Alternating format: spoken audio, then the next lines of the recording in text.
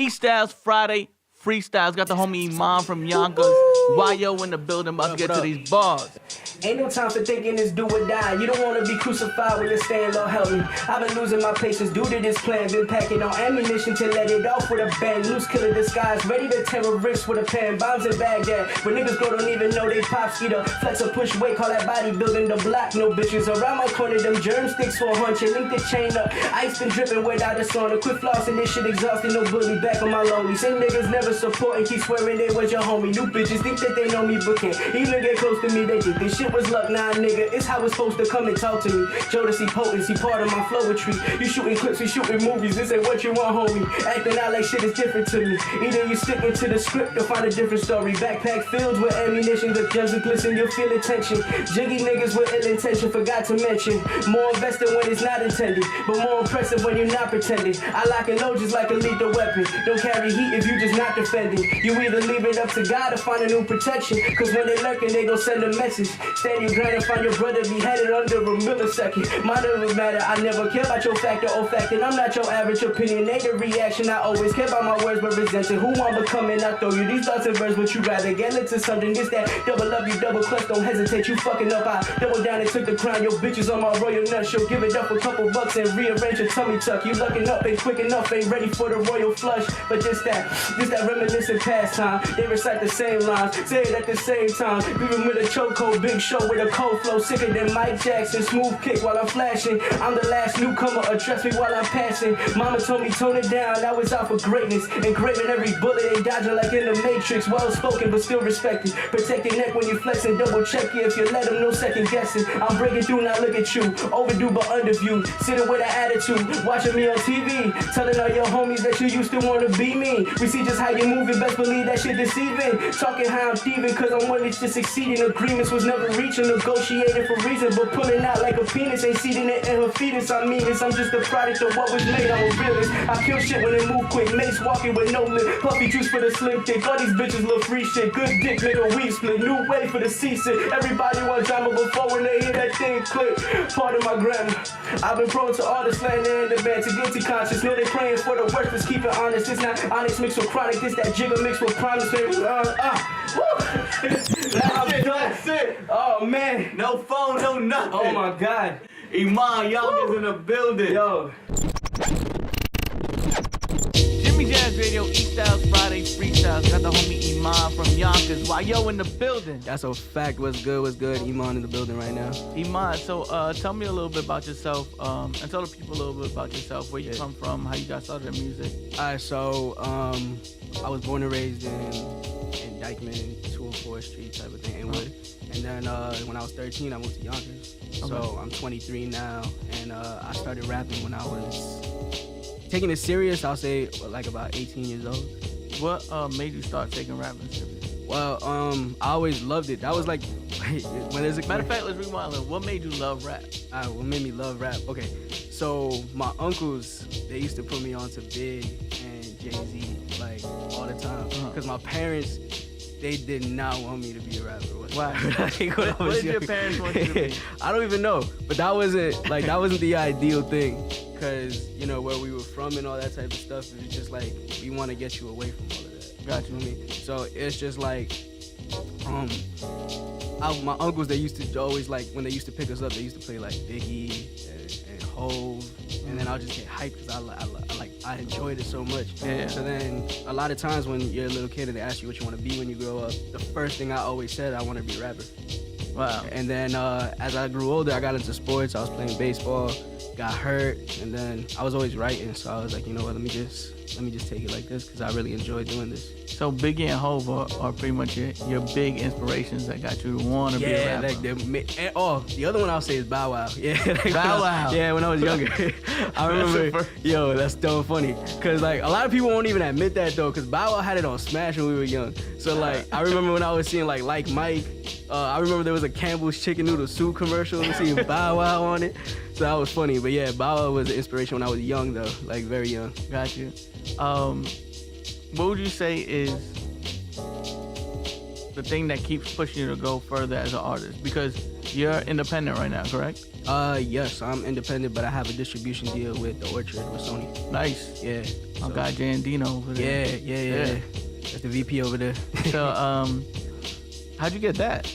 Alright, so my homie, his name is Pop. He's one of the A&Rs. Yeah. He's one of the A&Rs at Sony. He was, I met him because he was mixing. He was doing rough mixes for me early on at Rough Riders.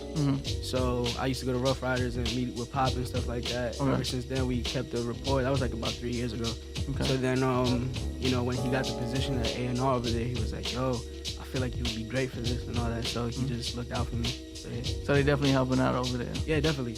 You know, it's different. It's different because it's like I'm used to just doing everything myself. You feel me? So it's just like they could put that little push behind it. So for other aspiring artists, what does the distribution deal do for you?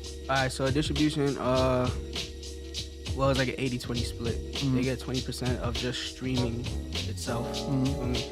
They'll give you all the resources, but you are the label as well. You're partnering your label or just you as an artist with the label. We'll say Sony.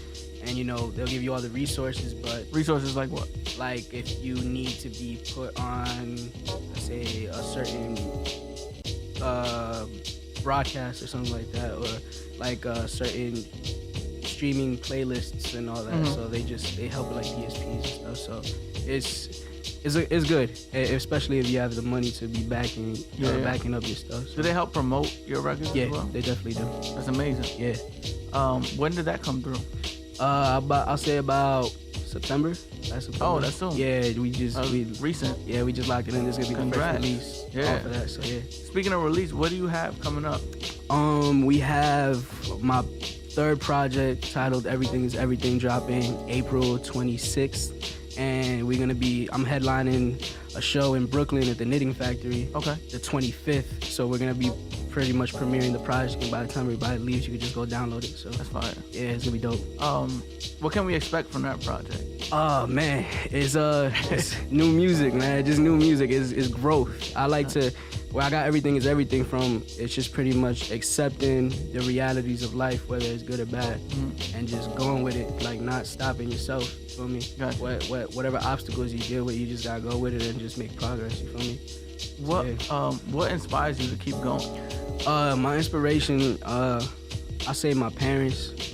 You know, I know how much they struggling at times. So you know, I want to be able to provide as much as possible, because you know they did a lot for me. Yeah. So, and the support system that, you know, even though they didn't want me to be a rapper early on, they stuck with it now. So are they supportive of your rap career now? Definitely. Yeah. And you know, they actually. And your background is?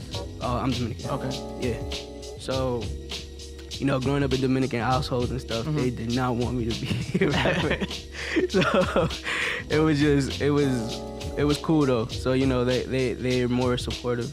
They're very supportive now, because they know that this is something I take serious, and they see how much I'm actually progressing throughout New York, throughout all these places. So yeah. It's I guess the same. I don't think my parents really thought of me being a DJ as something serious. Yeah. But then as they saw the progression and heard me on the radio and stuff like that. It'd be like that. They gotta kind of see it for themselves. Like, what was it? Last year I'm sponsored by Swisher Sweets, right? I don't even smoke. So like, I'm sponsored by Swisher Sweets, and we just do shows. Like they flew me out to do shows. Like with I was opening up for Machine Gun Kelly, like doing shows in Philly. I did a show with Gucci Designer, Fetty, and GK again, and we did that in New Orleans. They flew me out to LA to go do stuff. So it's just like, you know, my parents are seeing all of this, and they're like, oh, like, damn, this is real. Yeah. So you feel me? What would you say is a highlight of your career so far? A highlight from, oh man, all right. So there's probably like 3. Okay. Number 1, I was able to scratch one of my goals off, which is sell out SOBs with me headlining. Wow. Yeah, it was my first headlining show in New York. And, that's big, man. Yeah, it was crazy, man. And the way that happened was because my homeboy Shimmy True. Shimmy, yeah. He you know, I opened up for him because he reached out to me to be like, yo, can you like pull up real quick? So I was like, all right, why not? brought some heads in. One of the guys who was running the whole thing, his name is Evan, like he was partnering with them. Shout out to Major Stage and stuff. Yeah. So he reached out to me. It was like, he reached out to my manager. It was like, yo, we feel like Iman could like really do something out here for SOBs. So we put it together, met up, and then got some of my boys together from the city and stuff. So we did an Iman and Friends show, and then I was headlining and sold that shit out, and that was like crazy. That was like one of the biggest things I ever wanted to do. The other thing was getting a feature from one of my like favorites list. But yeah, that person's on the project, so I'm not gonna say. I'm not gonna say who it is yet. When that track list comes soon, make sure y'all there April 25th. It's at the Knitting Factory. That's what's up, man. And being from New York, yeah. How do you feel like the state of rap is right now? I think it's great, just because it's like it's diverse as much as possible. There's music for everybody, and I know there's a lot of times people are complaining about like, oh, we got these mumble rappers, we got people that we don't understand what they're saying. There's a lane for that though. Absolutely. There's also, and you gotta also think about it like this.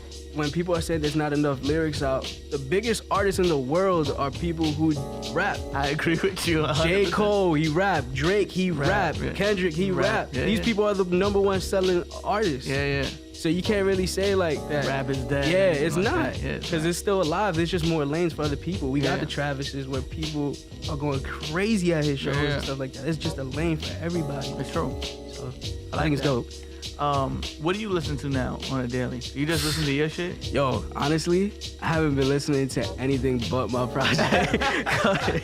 Yo, I've been literally zoned in for months. We finally finished mixing it like 2 weeks ago, so I've just been listening, getting ready and stuff. So I haven't really been listening to everything else. Got you. Yeah. Focus. Yeah, super focused. It's rough.